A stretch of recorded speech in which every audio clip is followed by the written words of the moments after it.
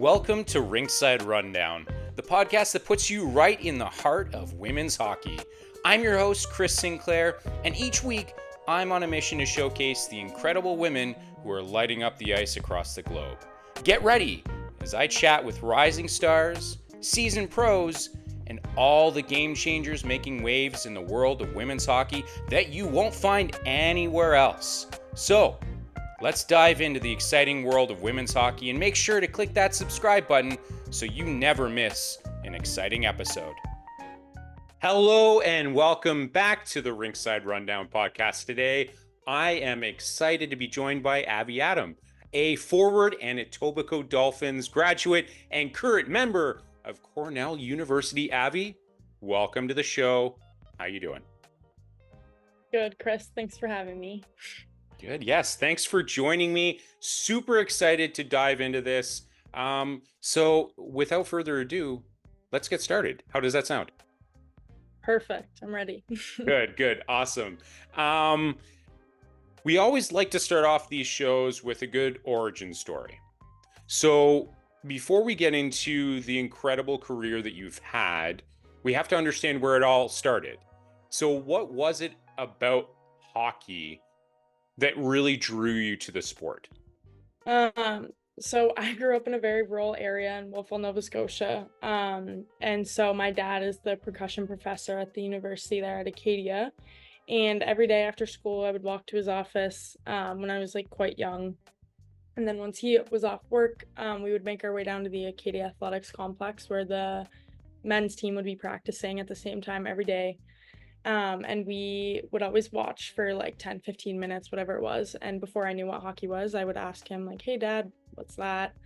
He'd be oh, that's hockey. And I was oh, that's really cool. I was a very talkative and active kid, and he always said how quiet I was while I was watching during those 10 or 15 minutes. I was just mesmerized by it.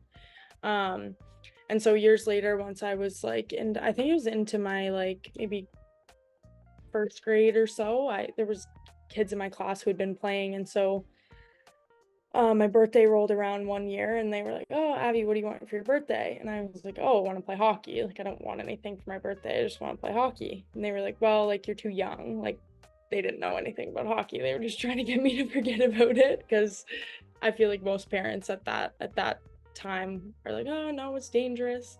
And so another year went by. I think it was my 6th birthday. My birthday rolled around again. They're Abby, what do you want for your birthday? I'm oh, still want to play hockey. So that was my birthday wish for 2 years in a row. And the second time around, they figured, okay, well, we better just sign her up and see how it goes, even if it's just for a few years. And I guess I never looked back. So that's Yeah, and what was it about? You'd mentioned that you were so, you're a talkative person, and then all of a sudden you were so quiet watching the game. What was it that drew you? What was it about?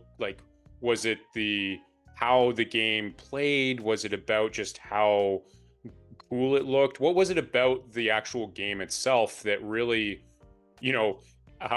basically found a way to you weren't even able to put into words how you were feeling in that moment? What was it about hockey that you just instantly fell in love with?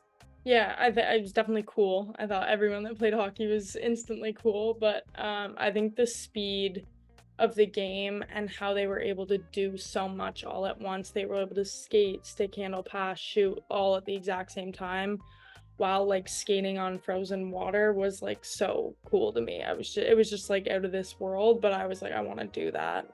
And so yeah, I don't know, I just feel it was so complicated, but to me, in my head, I guess at that age, I was well, it seems doable for me. So I was I want to do that and be good at it and excel at it, and therefore I'd be cool. So I think that's, yeah, I would definitely say the speed of the game, because I consider myself to be a fast-paced player. And so I think that's definitely what I fell in love with.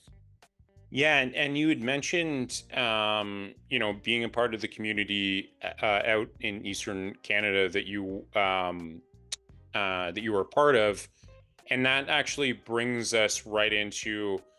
It's a great segue into community and family, and how do you think those two pieces help to play into your career, both then, which you've kind of alluded to, but also especially, as you look at the arc of your career where we'll get into it in a moment, but you're now entering you're into your collegiate career rather. How do you think community and family has really impacted the way you approach the game, both on and off the ice? Yeah. Yeah, for sure. Like first, my parents were obviously a great support system growing up, and still are now. I moved away from home when I was in grade 9, so this is, I guess, my 7th year away from home. So I left in grade 9 when I was like 13 or 14 years old, which is a really young age for most people. And I went from Nova Scotia all the way to New York. Not New York City, thankfully, but at that age, like my parents were definitely all in, but they also, like, from the time that I started playing hockey, they were always all about passion. So my dad's a percussion professor, as I mentioned, and my mom is an artist. So definitely come from a very like passionate household, and they always like told my brother and I, like, if you don't love what you're doing, then like, and you're not going to put your all into it, then like you're not doing the right thing, basically. So anything that you do, put your all into it. So they were always very supportive of whatever we were interested in. They would obviously support us. And so I was very blessed in the sense that they never forced me into hockey because they never knew much about it. Like, my dad's a music professor, my mom's an artist, my brother was in the military for a certain amount of time, and then I was just like an athlete, and I loved playing hockey, which was not in the mix of my family. But they definitely encouraged me to work my hardest, but they didn't push me in any direction that I didn't want to go in. That wasn't like self-inflicted, if that makes sense. Yeah, so I guess, and the family aspect is always something that really fascinates me, especially when we consider, playing sports is, not only is it, depending on the sport, obviously expensive, but there's also the time investment that goes into it, right? Where it's like you're driving to and from the rinks, all these sorts of things. You're flying to and from, if your family, sometimes obviously once you're not playing in a local rink, you may have to fly to see, your kid play, those sorts of things. What is it? Could you just expand a little bit on like how it has felt for you to have that support system in place? People who, like you said, don't know, like, a lot of players, they come from families in which parents have played sports, or, brother, a lot of the stories that I've been able to be a part of have shared that they've, brothers or sisters have previously played hockey and they just kind of followed in their footsteps. But that wasn't the case in this situation. Could you talk a little bit more about what it's meant to have that support from family that may not have necessarily known like all of the nuances that go into being involved in sports? Like, what does that feel like to you to constantly have that support?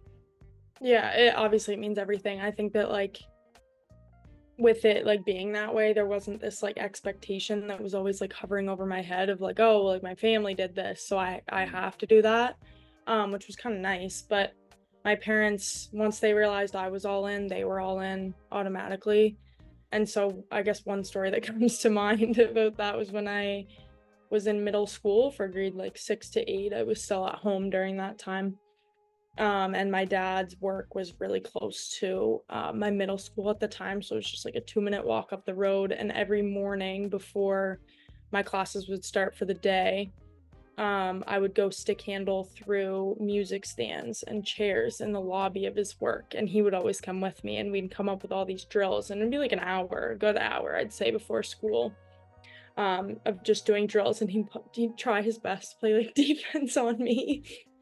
Just so that I could get that like hour in a practice like every day before school. And that wasn't including like going to the gym and practicing that day. But even just like small things like that where like he never played hockey before, like he had never like didn't really skate much, like just small things like that. And obviously like the money and time, there's like nothing that I could do to repay them, obviously. But coming from Wolfville, we had to travel to Halifax a lot because people from Halifax didn't really travel to Wolfville because everything was in the city.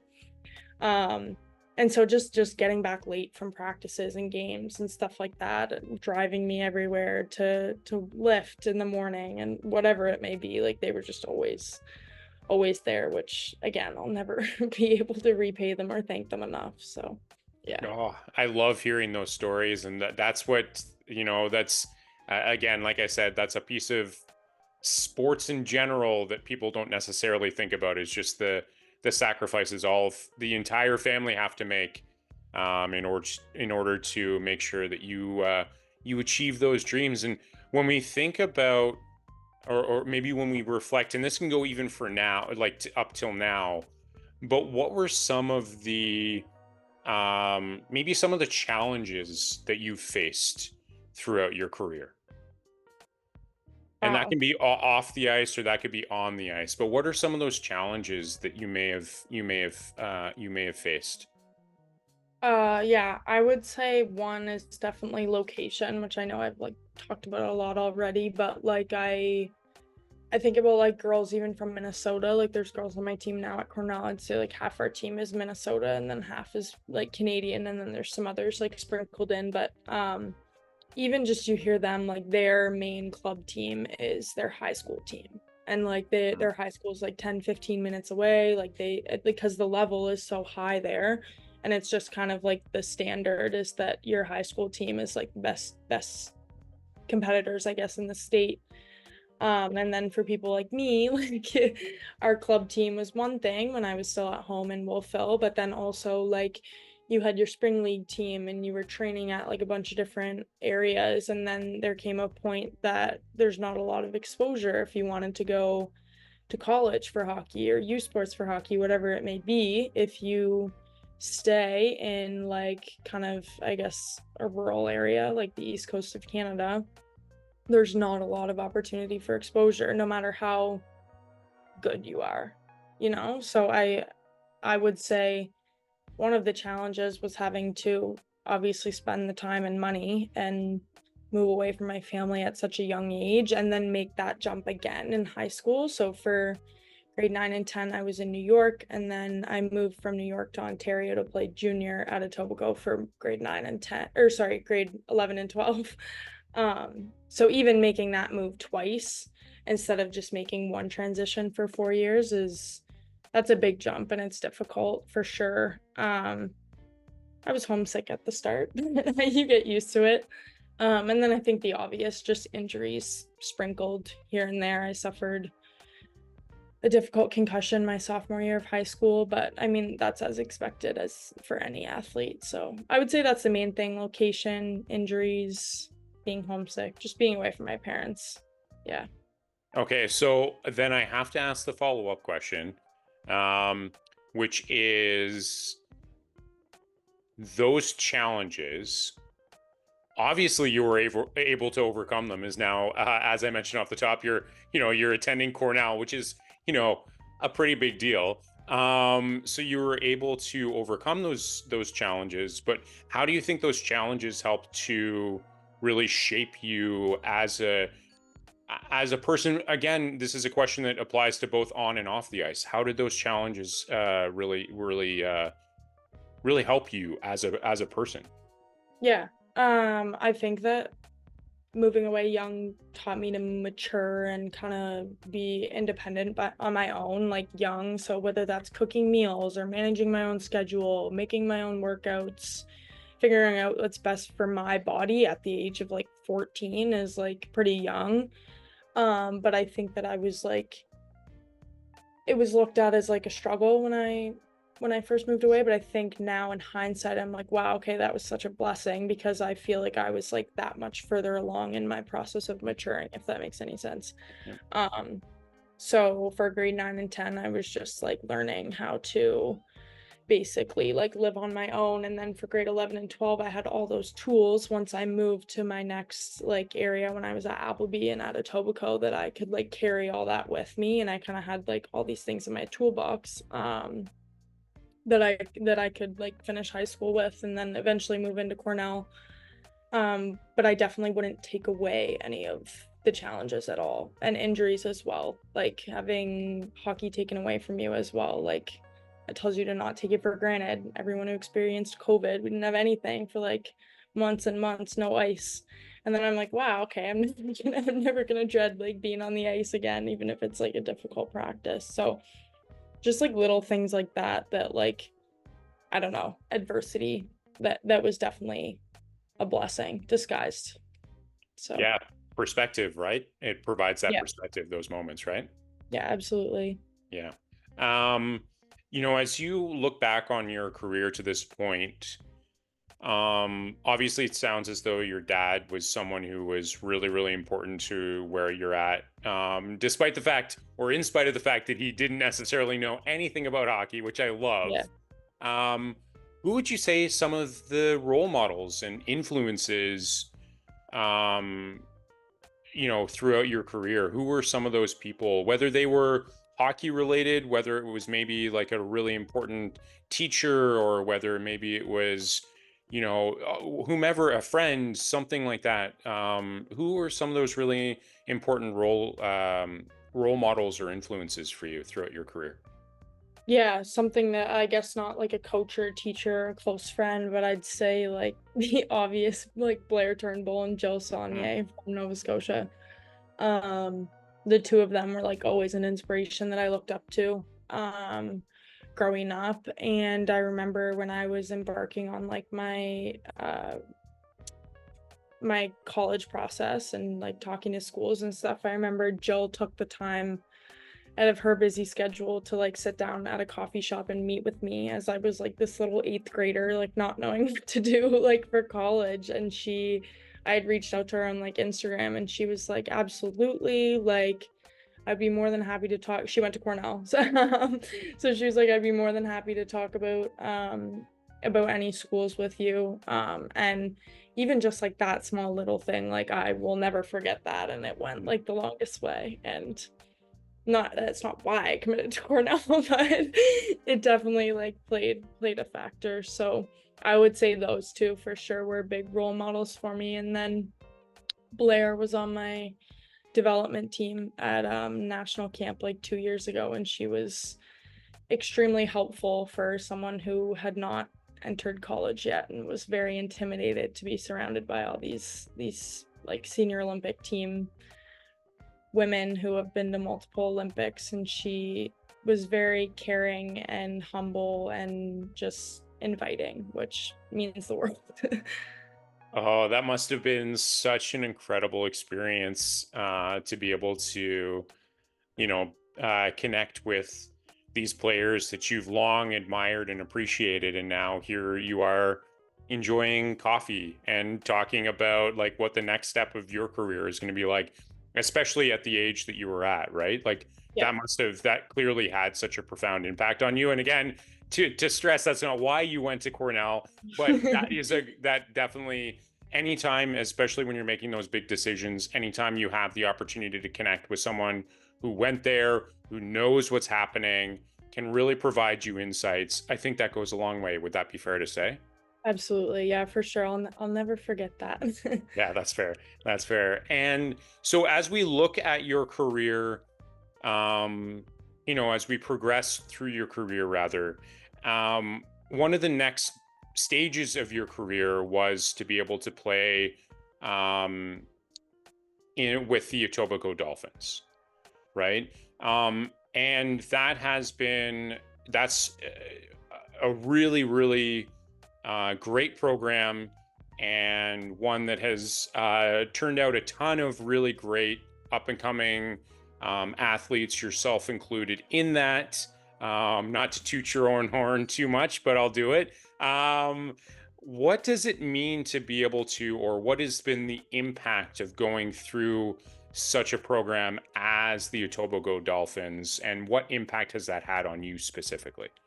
Yeah, absolutely. Obviously, Joe, nothing but good things to say about him, but the program as a whole, I don't think that when I decided to go there, I guess it would have been my grade 10 year, I decided that I was gonna make the transition to junior hockey in Ontario, but I don't think at the time I realized, um, how well known the program was and how, I mean, they were the best of the best in Canada, but I didn't realize how professionally everything was done. I didn't get a chance to tour the facilities or anything before I was making the commitment to go there, but I think that it made the difference of a lifetime. I was able to be right in the GTA where everything is accessible.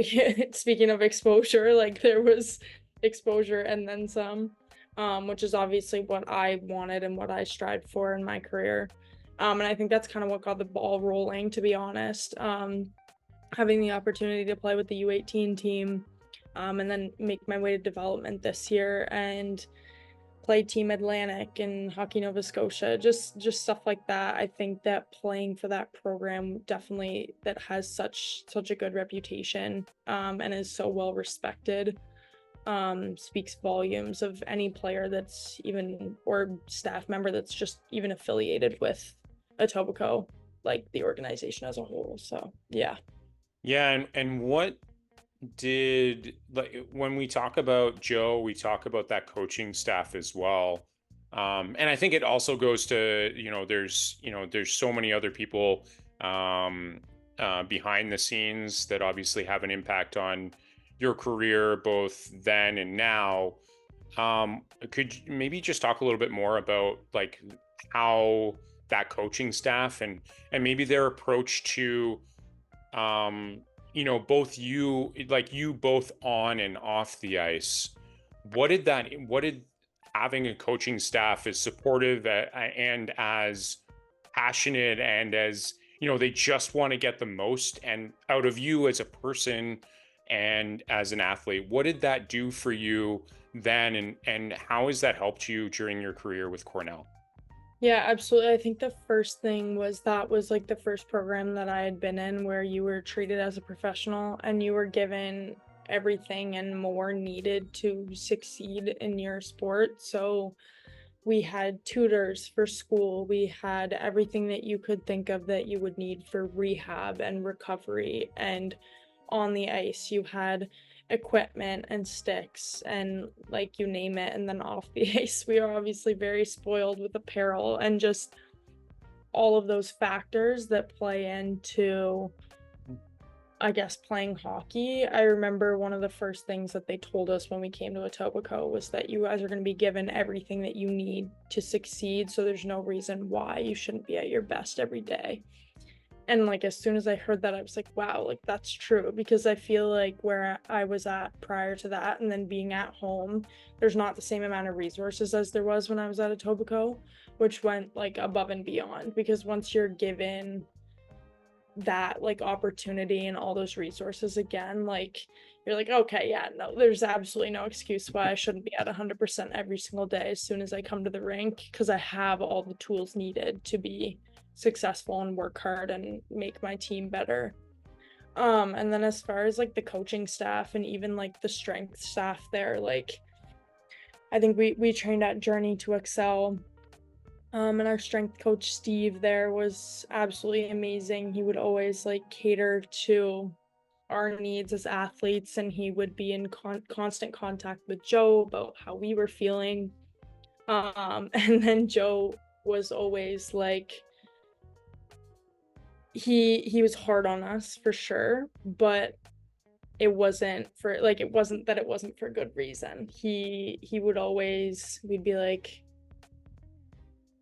I don't know how to explain it, but Joe was the type of coach where like you'd be like, "Oh, I'm trying my hardest," and he's like, "No, you're not. Like I know there's more." Or we'd be playing a very good game and he's like, "Yeah, I know you guys are good, but like you guys have more." And he would always see stuff that we wouldn't necessarily see in ourselves, which I think like having a coach like that is like not like it doesn't happen often. So I think that we were definitely very fortunate to have him, and I was fortunate to have him as a coach for 2 years. And I know all the other girls that are still out of Etobicoke or just recently graduated from there. I know they say the exact same thing about Joe. Yep, and I can confirm.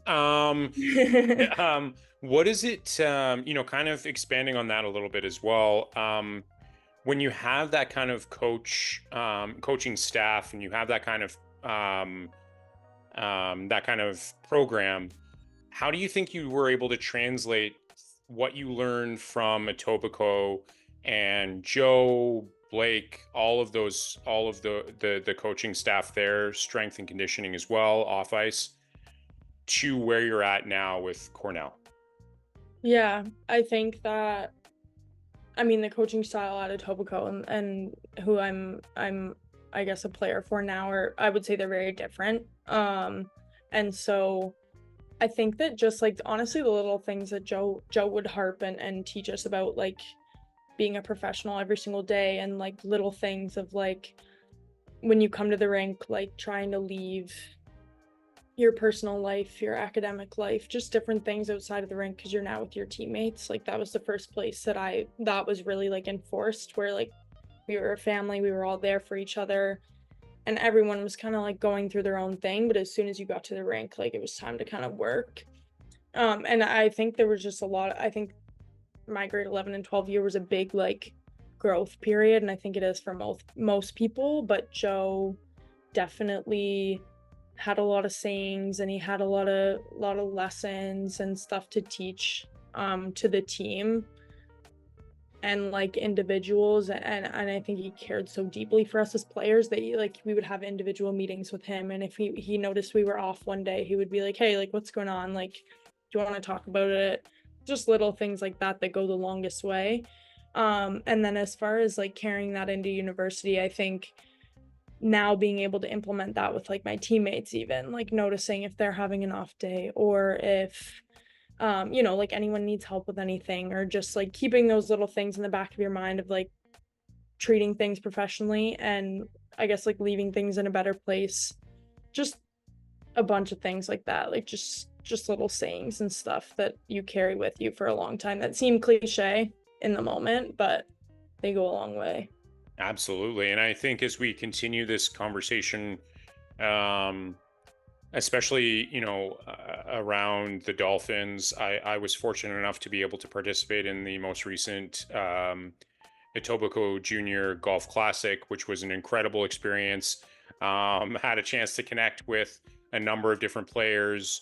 And more broadly, though, just to see the impact that this program has on the community. I just wanted to kind of know, when we think about the impact that hockey can have on a community, and the opportunity that you have as an athlete to be able to connect with that community, what does it mean, especially as you've continued your career now into, your collegiate career journey? What does it mean to be able to give back to your community, to be able to connect with your community, and just to be able to like, you're not just a player on the ice, but you're like, just like this, you actually have a chance to talk to someone. What does that Mhm. mean to you? I think it means everything. I would say there's a few things that we do as a team here through Cornell, that you don't really like think about when you're coming into college, because you're like, oh, I'm gonna play hockey and I'm gonna do my school and try and excel in academics.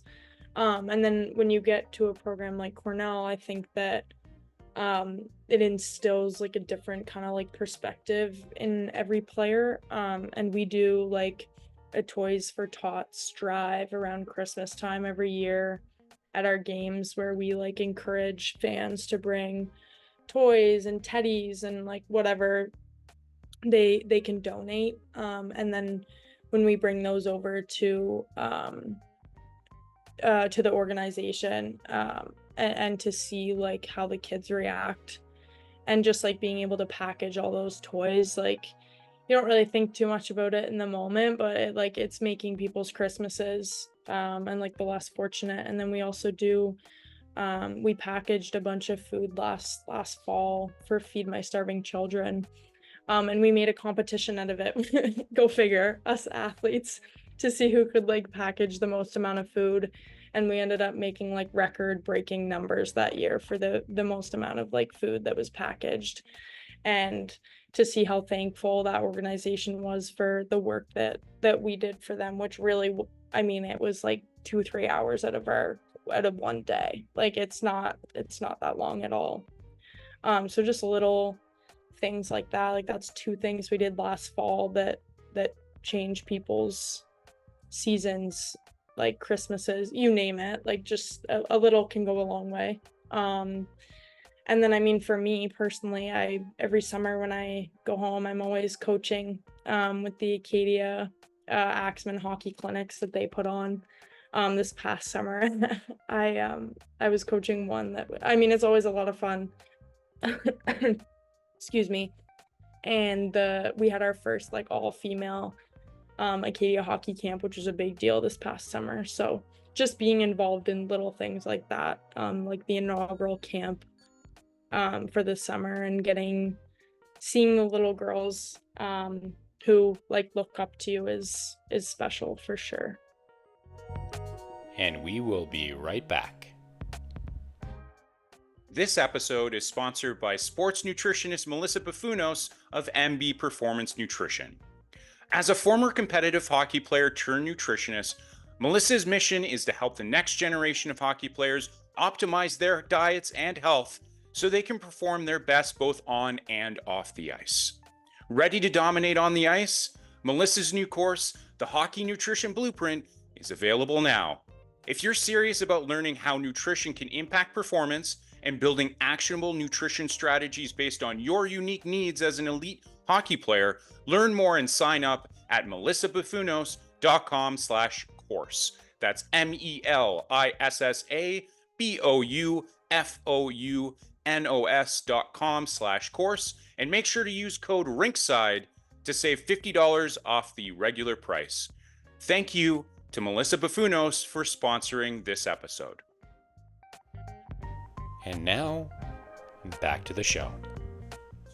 What's interesting about sports is that it isn't just necessarily what happens on the playing field, whatever it may be, but it also is about the impact that you have as an athlete off whatever playing field it might be. And to hear those stories is absolutely incredible. And I think, as we continue your journey, even, and this applies very, very recently, which I appreciate that you're taking the time after everything you've been through recently, but you've had the opportunity to represent Canada a couple of times. So could we, it's one thing to say, oh, it must be cool to represent your country, but what does it actually mean to represent your country? Like, how did it feel to get that call saying, and it could be either time, but like, what's it like to actually get like that call saying like, hey, listen, you've made the team, you're on the team? What does that moment feel like? Bring us into that experience, because that's an experience the majority of us are never going to be able to enjoy. So what did that feel like for you? Yeah, so there was two different instances and both were very different. So my U18 year, we were all at a camp in Calgary. They had a big selection camp. This was right after COVID, where they brought us all back when the world's date had changed, and the location, I guess. But we were all back in Calgary for a selection camp, and we had like a week-long camp, I think it was. And then the selection process started, where they would meet with every player. And I just remember, like, you're in a one-on-one meeting with the coaches, and I mean, I tend to be a little bit of an emotional person, but when I got told that I made the team, I was kind of a mess, crying. But as soon as I went to the room with the rest of my teammates, everyone else was in the exact same boat, which was comforting to see. And then, I mean, I got to spend the next 2.5 weeks-ish with my best friends in Wisconsin, and that was a great outcome. But yeah, that was the first time. I would say it was very emotional, and obviously, like, being at any of those camps, regardless of whether or not you make the team, even being invited is a really big honor, and being able to make those friendships that are going to last a really long time and connect with the staff there as well. And then this past summer, it was just an email. So when they sent out the email, I think I was actually on my way to work that night. I was working at a restaurant in Wolfville, and I was so giddy that whole night while I was at work, and everyone was probably like, "Oh, Abby, you're in a really good mood." I'm like, "Yeah." um, but knowing that I was going to be able to spend a few weeks, I guess, with the national program again, it's always a great time. I always meet new people and build new connections with people. But it's definitely a comforting environment as well. There was familiar faces there, and it's always fun. So yeah, and throwing on that jersey, obviously never. I mean, I say it never gets old, but I haven't really done it a lot yet. Um, but it's definitely an honor. This past summer was a lot of fun. The 3-game series against the US. Yeah. So I have to ask, because I feel like this is a great way to put at least a bow on this a little bit in terms of, the impact families had on you. But obviously, your family. If we were going way back to right to the beginning of this conversation, but how excited were your parents and were your family to hear that you had made, after all of this work that you've put in, all the work also that they've put in to be able to support you. How excited were they to hear that you've now made Team Canada twice?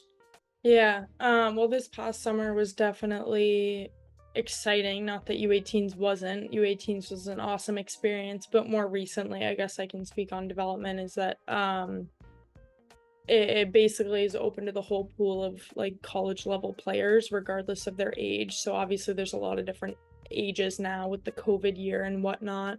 So I think that knowing that it wasn't just like an age group that I had made, and it was rather like a broader group of girls and like the whole NCAA and the whole U sports, was like, wow, okay, like, not that, previous years doesn't mean a lot as well, but I think that once I put it in perspective and I was able to like recognize that I had been selected, it obviously means a lot. And I think like I prepared the best that I could for the entire summer leading up to like August when we went. And yeah, no, it was great. My parents were obviously very proud and happy for me. And yeah. Good, of course, and they should be. And I want to know a little bit more about the off ice, because I want to know, what are some of your favorite memories from not playing the games, what it was like off ice in those, specifically playing for Canada. What was it like to be a part of that experience, but again, not on the ice? Because we can all watch the game, right? Mhm. We can all see the results, but we don't know what happens off the ice, and how exciting it must be to just be a group, like just to be hanging out and just be spending time together. What's that been like? Yeah, so I mean this past summer was different because they just picked a team, whereas like usually we would have a selection camp, but we didn't have that this summer. So it was more short term than it usually is. Whereas with U18s we had like quite a bit longer together, where we had a camp summer of like 2021, and then they made selections in December, and then they brought us all back in May, and then we did selection camp again. So it was kind of like a group that had traveled around together for over 6 months, 8 months, I guess it had been, almost a year, where we were like seeing the same people regardless of where they were from. We were from all over, I guess, BC, Ontario, wherever. Um, and so once the team was made, before we went to Wisconsin for Worlds, or I guess, sorry, after the team was made when we were traveling to Worlds, once we had settled in there, we were trying to figure out some things that were going to make us us and separate us from all the other countries that were there and the rest of the teams there, and kind of bring us together as a group closer, and establish our culture a little more. And I remember there were some girls that were up in the hallway in the hotel one night just like dancing, but it was like choreographed. And we were like, guys, like, what are you doing? like, oh, we're trying to come up with like a dance for our team. And we're like, oh, okay. We kind of like brushed it off. But the next day we came down for breakfast, and I think our like head coach had said, had mentioned to the team that we're gonna do a dance as a team just to bring us all together. We can choose the song, we can figure out the choreography. Um, but then he had like given us that homework assignment basically, but it was a fun homework assignment.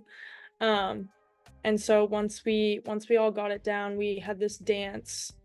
I think I have a video of it on my phone still. I saved it as soon as they sent it to us, but we would do this dance after we would finish our off-ice warm-up before we would go to the locker room before every single game at Worlds. So preliminary round, quarters, all of it, we would always do this dance.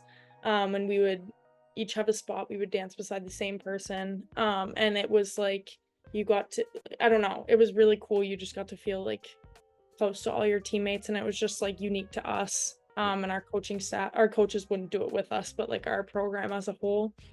And I never really had anything like that, so I thought that was a lot of fun for sure. Yeah, and it's always those little things. Like it doesn't have to be a major thing. Like it can just be dance moves or like a dance routine, right? And like that brings you all together, right? So Yeah. no, I love those stories are great. And as we look at this current stage of your hockey journey, as I mentioned off the top, Cornell, for anyone who's watching on YouTube, you'll see the Cornell jersey, the fancy Cornell jersey in the backdrop here. Um, could you maybe, especially for those listeners or viewers who are interested in learning what that process was like in terms of selecting Cornell, um, especially being a Canadian, selecting a D1 team as opposed to continuing with U Sports or something like that. What went into the decision to select Cornell? And then what kind of steered you towards D1 as opposed to U Sports? Yeah. So like I mentioned, when I had moved away in grade 9 and 10, I was kind of already in the States, so I was um open to that environment. But now that I'm remembering, the rules were completely different when I went through my process. So now girls aren't able to talk to college coaches, I don't think, until like their grade 11 year or something, going into their grade 11 year. Whereas when I went through it, you could talk to them as early as like when you were in grade 7, I think, which is crazy. And I kind of wish that it was the way it is now when I went through it. But I started my college process in grade 8. And I went to a tournament in Toronto, and then that's when I started speaking to schools. And I think I always knew from a young age that I wanted to play in the States just because of the caliber of hockey. And it was just kind of always a dream of mine to end up in the US somewhere. I didn't know exactly where yet, but so when I started my process in grade 8, Cornell was the first school that I talked to, which automatically I'm like, wow, like obviously Ivy League, like top 10 school, or top 10 team, sorry. It was obviously like huge in my eyes, so they were my number one school right off the bat. And I think my process only lasted about 7 months, and they were always at the top. And I continued to, build relationships with anyone that reached out, because I think that that's really crucial, to not close any doors, because you never know what's going to happen. So building those relationships with whomever it was. And then eventually, after like 7 months or so, I had like spoken to my parents, obviously. I was like, Cornell's still my number one. Like they were like 7 months ago. It had never changed. And I always connected really well with the coaching staff.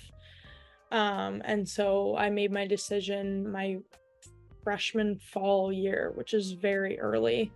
But I made a very good decision at that as a little freshman. And I wouldn't trade it for anything, because I definitely picked the right spot for sure. Yeah, and just kind of as we wrap up the, your collegiate career. I mean, in terms of this conversation, obviously there's a little bit more time you got to go through Yeah. there, but as we wrap up the conversation around it, could you maybe just speak a little bit about the impact that Cornell has had on you? That's obviously a big move. It's a great program, as you've mentioned. How has it impacted you? And I always ask this question, and it just sounds like I'm repetitive, but I think it's really an important one to ask, is that how did that program impact you both on and off the ice with Cornell? Mhm. Yeah, well, obviously I'm only 2 years in. I still have another 2 years, but I think sounds cliche, but I think it's like impacted me in every aspect, academically, athletically, and then as a person as well.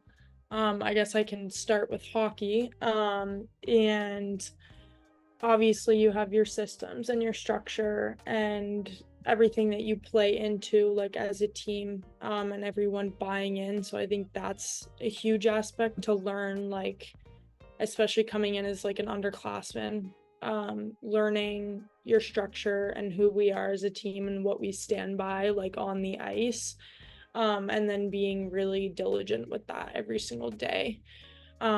It takes time to learn what we're all about as a team, but once you do, like you do it day in and day out, and I think that's really important. And then like as a program, we're extremely like modest and humble and hard workers. I think that's our main identity, is that we say well well done is better than well said, a lot of the time. So um yeah, that for athletics for sure. Academically, obviously it's an Ivy League. It challenges you in the classroom all the time.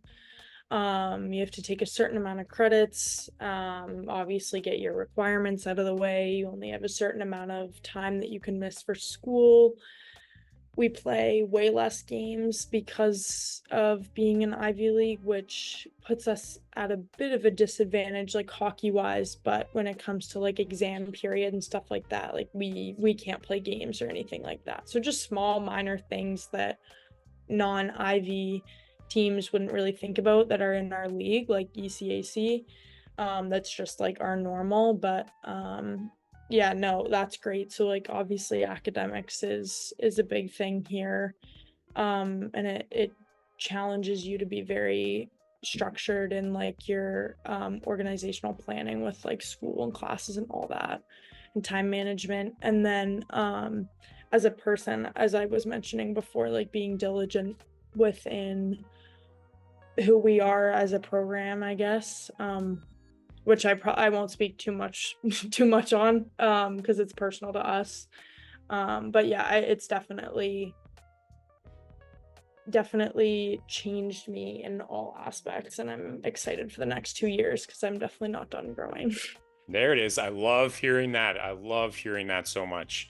And, before we, get into the fun and exciting game at the end to wrap things up here, one last question for you. Um, well, obviously I have more questions, but one more question before that. We've seen the success of the PWHL. Yes, it's only been around for one season, but we've seen such incredible excitement around the league, enthusiasm around the league, sellouts, all those sorts of things. When you think about, yourself, and you think about the PWHL and what options are ahead of you with the investments that we're starting to finally see, long overdue when it comes to women's hockey, how do you think these investments and this enthusiasm will both impact you as your own hockey player, or your own athlete, but also women's hockey in general? How do you think that's gonna, this growth, this enthusiasm, this passion is really going to be able to amplify and, support the growth of women's hockey? Yeah, I can talk about my like path after, but as far as like the growth of the game it's everything, like being able to see young girls, whereas like I guess I didn't have this growing up, but like younger girls, even the girls, let's say, that I just coached at this camp when I was at home like a few weeks ago, they got to watch this whole last season of the PWHL, and see the fans and the investments from the NHL and all these like big names in hockey and athletics as a whole that are like vouching for this league that like blew everyone's expectations out of the water in their first year. I think that it's like vital in the upward slope, I guess, of like growing the game. And I think it's only gonna go up from here. Like if that's what the first season looked like, I think there's only gonna be more fans, there's only gonna be more hype around the games and more advertisements and airtime, whatever it is. I think it's only gonna go up. And that's like, I guess it like warms my heart for these young girls to be able to watch these other Olympians and professionals on TV and be like, wow, okay, I can do that. I wanna do that. Whereas like I'm only like 20 years old, but even I didn't have that like growing up. There was like various leagues like CWHL and I guess the NWHL, but it was like good players scattered everywhere. Whereas like now it's like all in one, across 6 teams, which allows for, I guess, sorry, doesn't allow for as big as a gap in skill. So it's like best on best hockey every game, which is really cool to see.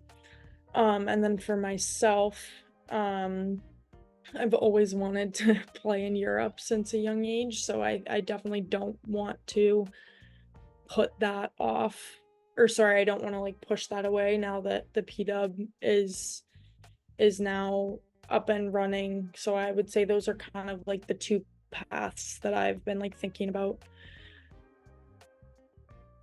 going on, because I think living in Europe would be an amazing experience. I got to go for a hockey tournament back when I was in middle school, and I've always wanted to go back.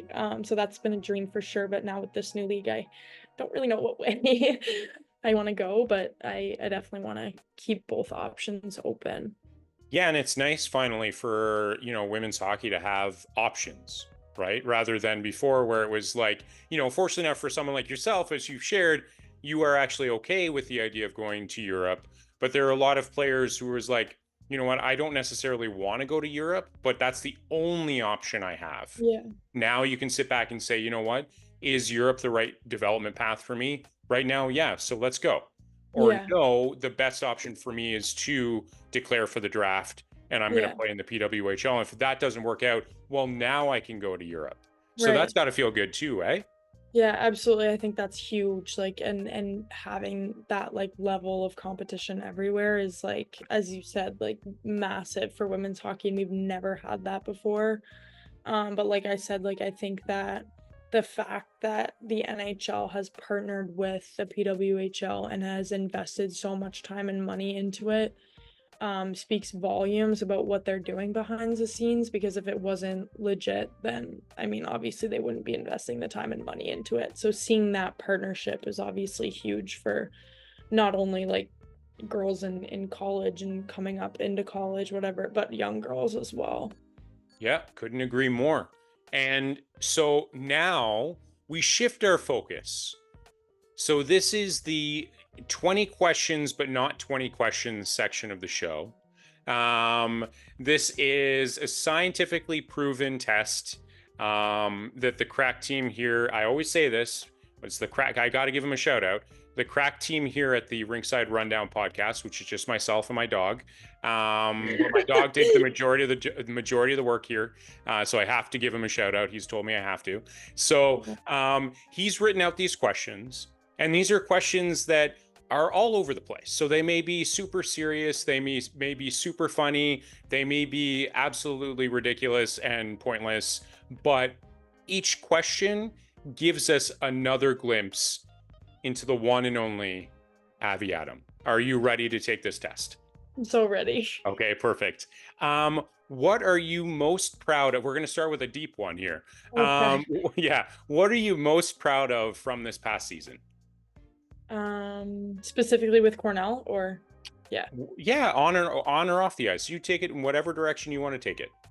I think that I'm most proud of how I flipped my game around from freshman to sophomore year specifically. I was injured for like half the season in my freshman year, so I kind of started a bit behind. But I think with like the work that I put in over the summer coming into my sophomore year, was vital to my success on the ice my sophomore year. So I think I would say how I was able to overcome that and then perform last season.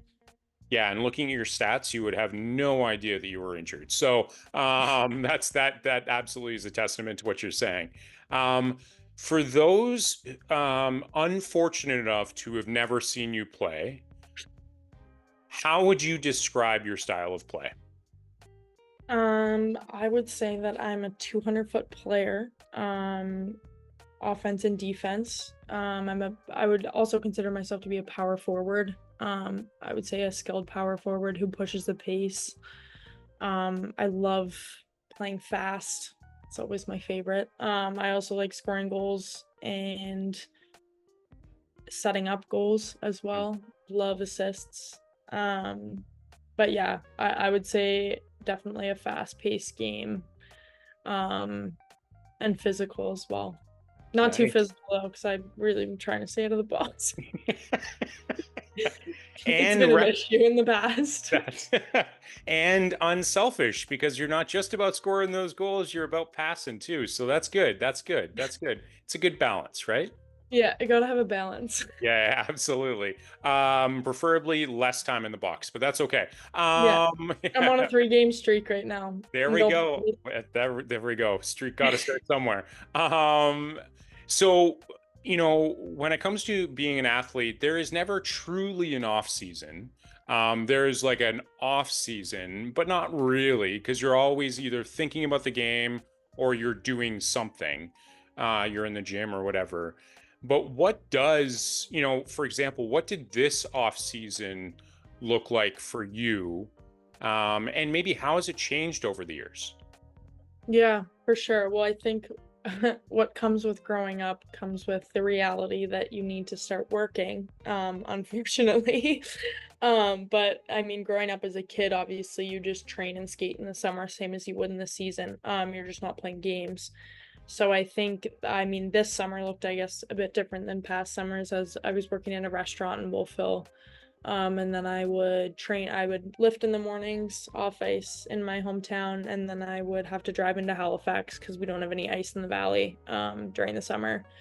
So I'd drive an hour into the city, I'd skate there for like an hour, hour and a half. I'd come home, freshen up, make dinner, whatever it was, and then get ready to go to work. And work from like 5 until 10, 11 most nights. And I was working technically not full time, but I was working like pretty much 20-hour weeks throughout the summer. So I would say that I tried to, there was less downtime and less vacation time. I didn't really travel a lot. But it was good. I enjoyed it. I was in a routine. And I thrive on routines. So it was nice to kind of become independent, I guess financially. But yeah, that's the reality of growing up. Yeah, you're telling me. Um, what would you say? You had mentioned dinner and all those sorts of things. Like, what would be on game day?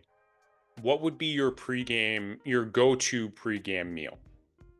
Definitely something simple. I would say maybe like rice and chicken. It's usually rice, chicken, or salmon, whatever's available, and then some sort of green. So green beans, broccoli, peas, asparagus, any of that. All right, that sounds fantastic. Um, During the season, who owned, and this is with Cornell, who owned the dressing room music and what music was played most often? Lily Delianides, she's from Minnesota. She's a senior this year. She would always do aux on game days, and I would not be able to put the music into one genre. It was Mm, anything and everything, and we love it. good, absolutely. And when we talk about music, for you specifically, and this is sometimes a real difficult question to answer, Oh, And fortunately enough, I don't have to be the one that answers this, so it helps me out a lot. If you could listen to only one song for the rest of your life, what would it be? And when I ask that, I'm not saying that it is like it has to be playing all of the time, but when you're like, I'm ready to listen to a song, it has to be this song. oh my gosh. I should have prepped with looking at my playlists. I think my answer is that I can't be one song. It would have to be one genre that I would listen to. Okay, we can make the compromise there. What would be the genre? Sorry. No. What would be the genre? What would be the It genre? would be like EDM, like dance music would be Oh, my genre of choice for the rest of my life because I don't think I would go insane listening to one song. yeah, that's fair. Um, But I'm a big like EDM fan do for you have sure. like a favorite artist? I like cheat codes and oh my gosh, I'm like blanking on everyone else right now. That's good because I was going to tell you that like you can say names and I won't know who they are, so you could make up names and I that think would do it. anyone listening, if they're like around my age, they would kind of understand like the EDM Yeah, genre. Just yeah. that. Okay, good. Yeah, just make me feel old. That's fair. I'm not picky. No. Sorry. No. You've done so many incredible things throughout your life. What's something that remains on your bucket list? Traveling for sure, which would Anywhere? hence my Europe not closing that door. I think that I've always wanted to go back to Europe and travel more than I have. I've traveled a lot throughout North America, but I haven't quite explored Europe as much as I have wanted to. So that I- for sure. Is there a particular place in Europe that you'd want to go? So I went to France and Italy when I was younger. And I've always wanted to go back. I went for a tournament, so obviously I explored a bit, but I wasn't able to explore it to its full extent. So I would say probably back to Switzerland, France, Italy, that area for sure. Yeah, it's like that's a pretty beautiful place. So Yeah, it's yeah, that's yeah, okay. it's fine. Yeah. Okay. So what is something that people may not know about the one and only Avi Adam? Oh my gosh. This is like the hardest question of all time. Perfect. Nailed it. Maybe Fortunately enough, that there's only one more question after this. So, maybe that I played like 5 sports in high school. okay, okay. Yeah, So I've now I have to I ask follow-up question on, well, I guess this is a fun fact, I guess, that for a small period of time in high school, I was considering going to university for golf and hockey. That's my new answer. there it is. Okay. Yeah. So, as someone who was just on the golf course this past weekend, and has the sunburn to prove it, how's your golf game? Is it still good? No. So once I decided that my golf game was not up to par, no pun intended, Oh, with there my it is. hockey game, um, I think there was a point in which I was like, there's no way that I can put the same amount of time into golf that I do hockey and excel at golf as much as I do hockey, if that makes sense. So I decided to go with the hockey route, and I still continued playing golf every summer. I would usually spend every single day at the course. A few years ago, it's definitely gone downhill from there. So I hadn't swung a club in like 8 months before the beginning of like last summer, and it wasn't pretty the first round. But I love going leisurely in the summer now. But I was definitely golfing competitively when I was younger. All right. Yeah. Leisurely is how I kind of like encompass my approach to golf, because then it Me too. makes me feel like I don't need to actually be good at all. And it makes Same, but then I like don't practice for like 8 months, and then I'm like, why am I not good? And then I get frustrated because I'm competitive, and I'm like, Abby, you know how to do this. yeah, everyone It's else a around you. vicious cycle. Yeah. Trust me. I get that. I get that for sure. Golf is like the one sport though that like it's a complete mind game. Like it can get you mad in like 0.2 seconds. Yeah, and I would say the front nine is always good. It's always the back nine that gets me, where like I will be fine, and then I'm like, you know what, I'm good. Like it is very like you're always thinking about how do I approach the shot, how do I do this? And that, like, you're seeing the other people kind of their approach to the game as well. And it just, honestly, it's also 7 hours. And that's the other Yeah. part of it where it's like, you know what? I was good 3 hours ago. That's why you stop after 9. It helps the ego. Oh, see, that's where I went wrong the one time I played. Um, Long time. Funny. um, all right. And with that, we're actually going to wrap things up. And I just want to say, Avi, I can't appreciate you enough for taking the time.